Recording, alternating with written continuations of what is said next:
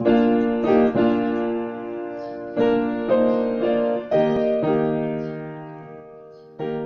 saudara yang dikasihi Tuhan. Selamat pagi, selamat hari Minggu, dan selamat mempersiapkan diri untuk memuji memuliakan nama Tuhan, dan selamat mempersiapkan diri untuk melayani bagi para hamba-hamba Tuhan. Demikian kita saudara dikasihi Tuhan, mari kita kembali membaca merenungkan firman Tuhan yang menguatkan kita dan terus mengalami pertumbuhan rohani melalui kebenaran firman Tuhan. Sebelumnya mari kita berdoa. Kami mengucap syukur kepadamu ya Allah Bapa di surga, oleh kasih setiamu yang menghantar kami boleh tiba di pagi yang indah ini, di hari yang kau kuduskan, di mana seluruh umatmu memuji memuliakan nama Tuhan. Namun sebelumnya kami mau membaca merenungkan kebenaran firman-Mu. Biarlah kiranya Engkau menerangi hati kami, memberikan kami kemampuan untuk memahami dan melakukan firman-Mu dalam kehidupan kami. Bersabdalah ya Bapa, inilah kami semua umat tebusan-Mu, siap menyambutnya di dalam nama Tuhan Yesus Kristus. Amin. Saudara kekasih-kekasih Kristus, firman Tuhan bagi kita dari Injil Matius pasal yang kelima ayat 38 sampai ayatnya yang ke-48. Demikian sabda Allah. Kamu telah mendengar firman, mata ganti mata dan gigi ganti gigi. Tetapi aku berkata kepadamu, janganlah kamu melawan orang yang berbuat jahat kepadamu, melainkan siapapun yang menampar pipi kananmu, berikanlah juga kepadanya pipi kirimu. Dan kepada orang yang hendak mengadukan engkau karena mengingini bajumu, serahkanlah juga jubahmu. Dan siapapun yang memaksa engkau berjalan sejauh 1 mil, berjalanlah bersama dia sejauh 2 mil. Berilah kepada orang yang meminta kepadamu, dan janganlah menolak orang yang mau meminjam daripadamu. Kamu telah mendengar firman, kasihilah sesamamu manusia dan bencilah musuhmu. Tetapi aku berkata kepadamu, kasihilah musuhmu dan berdoalah bagi mereka yang menganiaya kamu. Karena dengan demikian kamu menjadi anak-anak Bapamu yang di surga, yang menerbitkan matahari bagi orang yang jahat dan orang yang baik, dan menurunkan hujan bagi orang yang benar dan orang yang tidak benar. Apabila kamu mengasihi orang yang mengasihi kamu, apakah upahmu? Bukankah pemungut cukai juga berbuat demikian? Dan apabila kamu hanya memberi salam kepada saudara-saudaramu saja, apakah lebihnya daripada perbuatan orang lain? Bukankah orang yang tidak mengenal Allah pun berbuat demikian? Karena itu haruslah kamu sempurna, sama seperti Bapamu yang di surga adalah sempurna. Demikian pembacaan firman Tuhan. Firman Tuhan berkata, berbahagialah setiap orang yang membaca, merenungkan, melakukan firman Tuhan di dalam kehidupan kita sehari lepas sehari. Haleluya. Saudaraku kekasih di dalam nama Tuhan Kristus, bagaimana di masa-masa kita menjalani minggu Advent? Hari ini kita memasuki minggu Advent ketiga. Di minggu Advent ketiga ini, di saat kita menantikan, merayakan kelahiran Sang Juru Selamat dan menantikan kedatangan Tuhan kali yang kedua, sejauh mana kita mengintrospeksi diri kita, sejauh mana kita merenungkan firman Tuhan, sejauh mana kita mempersiapkan pribadi kita menjadi pribadi yang berkenan kepada Tuhan. Salah satu saudara kasih Tuhan di dalamnya, sanggupkah kita mengasihi musuh? Dikatakan tadi saudaraku di ayat 44 sampai 45 itu, kasihilah musuhmu dan berdoalah bagi mereka yang menganiaya kamu. Dapatkah kita melakukan ini? Karena dengan demikianlah kamu menjadi anak Bapamu yang di surga, yang menerbitkan matahari bagi orang jahat dan orang yang baik, dan menurunkan hujan bagi orang yang benar dan orang yang tidak benar. Saudaraku dikasihi Tuhan, tentunya ajaran Kristus tentang mengasihi musuh dan berdoa untuk yang menganiaya kita adalah ajaran yang mungkin sangat sulit dilakukan. Adalah hal yang mudah mengasihi orang yang kita kenal, yang baik, yang ramah. Tetapi orang yang kurang kita kenal, atau lebih-lebih orang yang membenci kita, bahkan menganiaya kita, yang menjolimi kita, yang memusuhi kita, yang mengkhianati kita,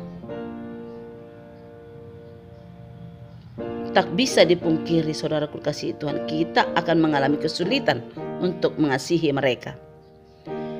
Tidak salahkah firman Tuhan ini? Mungkin begitu dalam hati kita. Tapi saudaraku kasih Tuhan, firman Tuhan, ya dan amin. Tidak ada salah. Karena Tuhan mengajarkan kita mengasihi sesama, dan itu termasuk orang-orang yang berlaku jahat kepada kita. Itu juga sesama kita. Itulah yang perlu kita doakan, itu yang perlu kita selamatkan.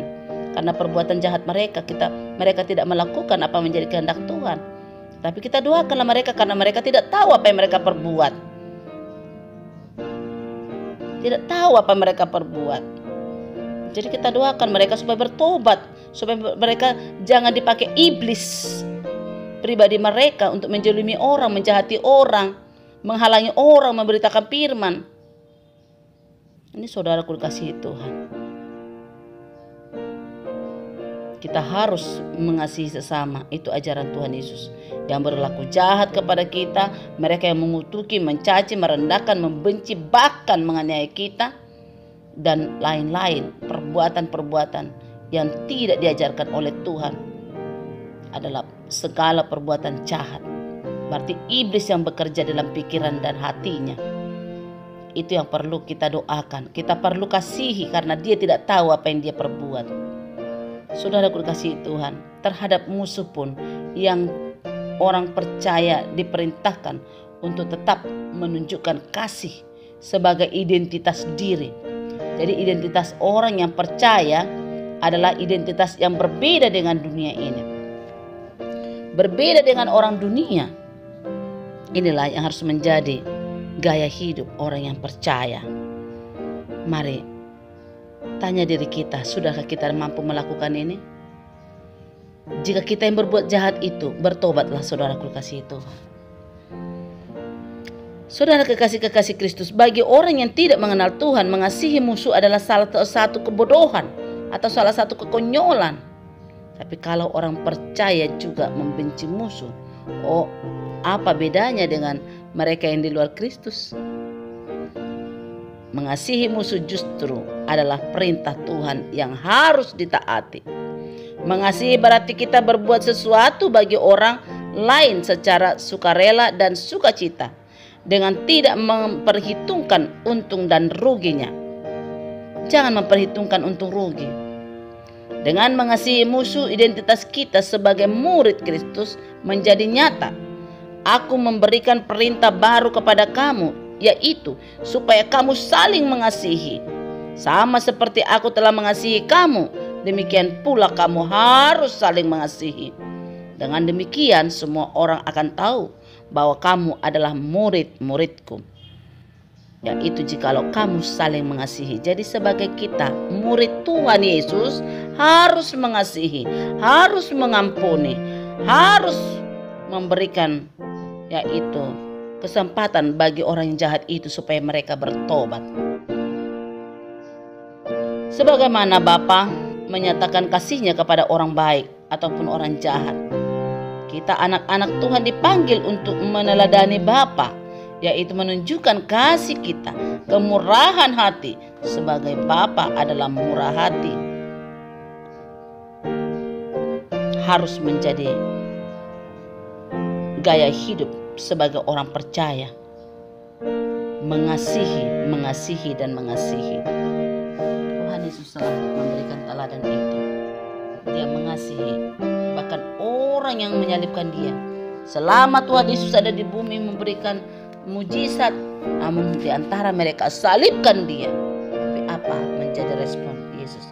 Ampunilah mereka karena mereka tidak tahu apa yang mereka perbuat.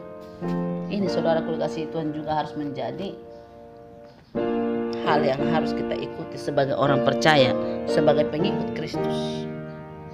Saudara-saudara kekasih-kekasih Kristus, sebagaimana Bapa adalah murah hati, apakah terhadap orang yang baik dan yang jahat, demikian juga kita harus bermurah hati kepada orang yang berjahat, membuat jahat kepada kita. Jangan membalas kejahatan dengan kejahatan, tapi balaslah dengan kebaikan.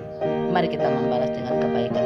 Setiap orang berbuat jahat kepada kita, ingat, penghakiman adalah hak Tuhan, bukan hak kita.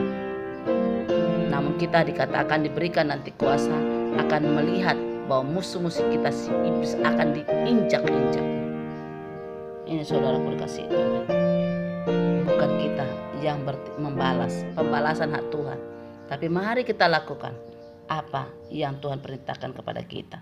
Mengasihi sesama seperti diri kita sendiri. Kadang-kadang kalau kita renungkan, kalau kita mengasihi sesama seperti diri kita sendiri, tidak akan berbuat jahat kepada orang itu. Tidak akan melakukan hal yang tidak berkenan kepada Tuhan. Tapi karena keegoisan, roh keserakahan, roh ingin popularitas, mungkin kadang-kadang menghalalkan berbagai cara demi untuk pencapaian apa yang dia inginkan orang itu. Saudaraku dikasihi Tuhan, apa yang kita inginkan kita mohonkan kepada Tuhan. Jangan kita buat dengan kekuatan kita sendiri, tapi mari kita serahkan kepada Tuhan. Jikalau Tuhan menganugerahkan kepada kita, puji nama Tuhan. Jika tidak, terus berdoa. Jangan menghalalkan berbagai cara, membuat strategi-strategi demi pencapaian apa yang dia inginkan. Waspada saudaraku dikasihi Tuhan. Tuhan murka kepada orang yang berbuat jahat dan merancangkan yang jahat, apalagi sudah berbuat yang jahat, bersikap berbuat jahat kepada sesama. Saudaraku dikasihi Tuhan, firman Tuhan hari ini mengingatkan kita untuk mengasihi musuh. Mengasihi musuh kita adalah hal melakukan apa menjadi kehendak Tuhan. Oleh sebab itu, kemampuan untuk mengasihi musuh itu datangnya dari Roh Kudus. Tugas kita adalah mau atau tidak melakukan perintah Tuhan itu.